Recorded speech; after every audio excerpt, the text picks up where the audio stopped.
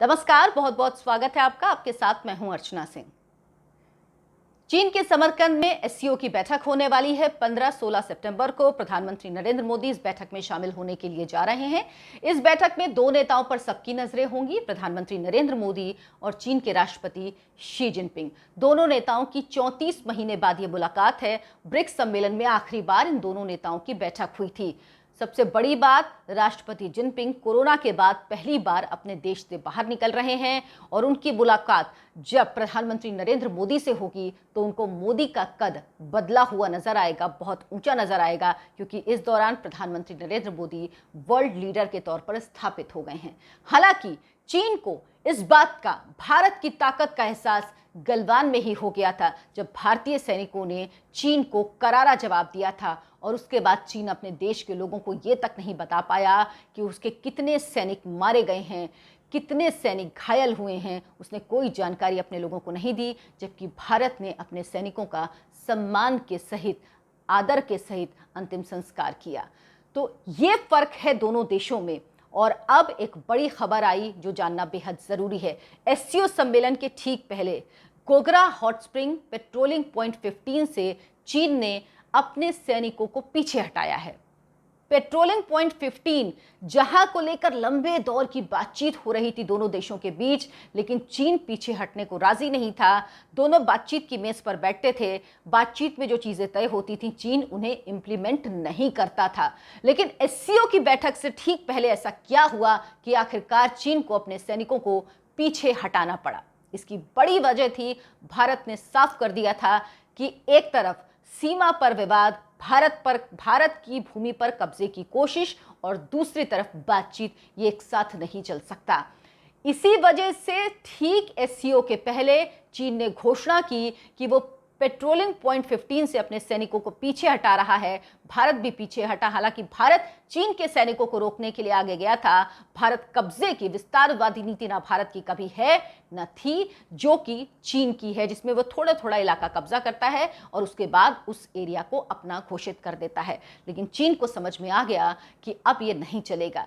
इस बैठक में प्रधानमंत्री नरेंद्र मोदी का शामिल होना शी जिनपिंग के लिहाज से बहुत जरूरी था, क्योंकि अगर प्रधानमंत्री नरेंद्र मोदी इस बैठक में नहीं जाते तो शी जिनपिंग की न सिर्फ अंतर्राष्ट्रीय स्तर पर बल्कि घरेलू स्तर पर भी बहुत ज्यादा किरकिरी होती। चीन में राष्ट्रपति का चुनाव होना है जिसमें शी जिनपिंग आजीवन राष्ट्रपति चुने जाएंगे, और इससे ठीक पहले अगर एससीओ की बैठक में प्रधानमंत्री नरेंद्र मोदी नहीं पहुंचते तो घरेलू मोर्चे पर बहुत दिक्कत होती शी जिनपिंग को। इसीलिए उन्होंने पूरी कोशिश की कि प्रधानमंत्री नरेंद्र मोदी वहां पहुंचे, और भारत ने साफ कह दिया था कि आपको पीछे हटना पड़ेगा, और इसके बाद चीन के पास कोई और रास्ता नहीं था।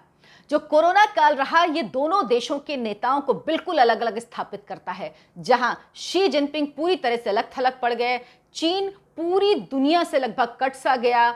एक तरह से पूरी दुनिया ने उसे अलग थलग कर दिया, क्योंकि कोरोना का जिम्मेदार चीन ही है। जहां के वुहान से वायरस निकला जिसने पूरी दुनिया में तबाही मचाई।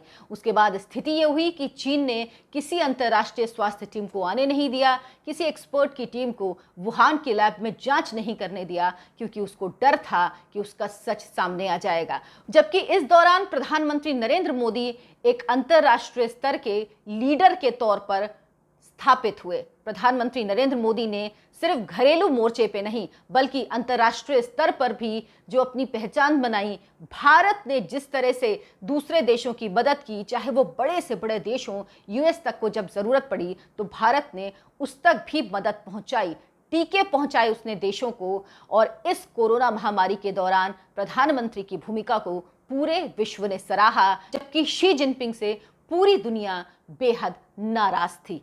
अब पहली बार दोनों नेताओं की मीटिंग होगी तो भारत के प्रधानमंत्री नरेंद्र मोदी की आंखें सामने होंगी, उनका कद ऊंचा होगा, जबकि शी जिनपिंग के कंधे झुके हुए होंगे। क्योंकि अंतर्राष्ट्रीय स्तर पर ही नहीं, घरेलू स्तर पर भी शी जिनपिंग बहुत ज्यादा चुनौतियों का सामना कर रहे हैं।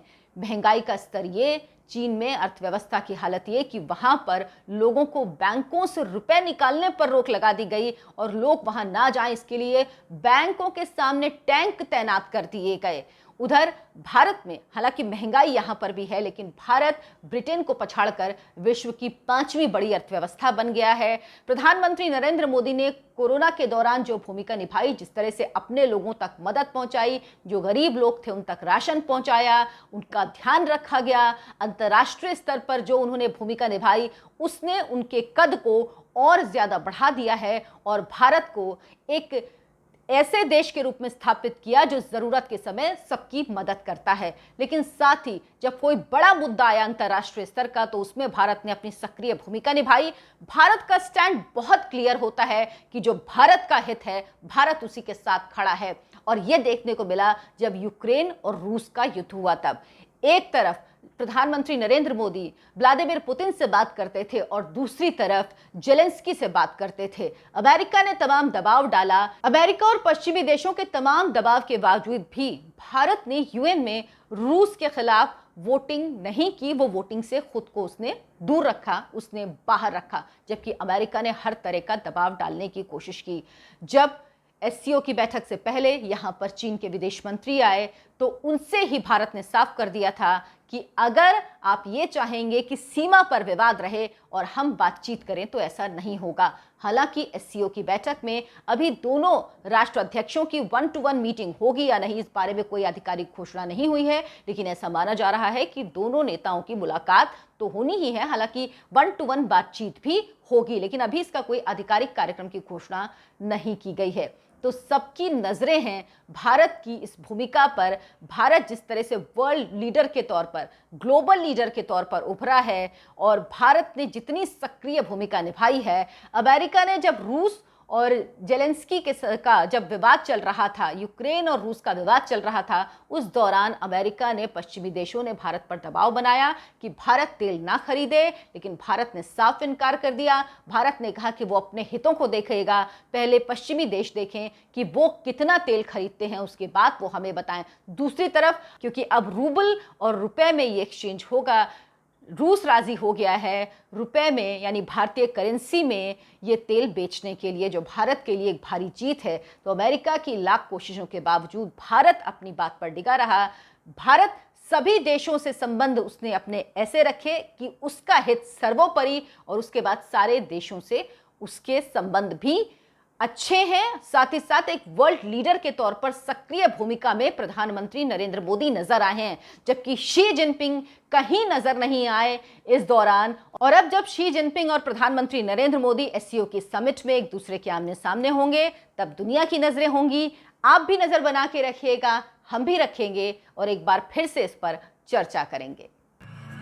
आपको मेरा वीडियो अच्छा लगा हो तो लाइक करिए, शेयर करिए और सब्सक्राइब जरूर कीजिए।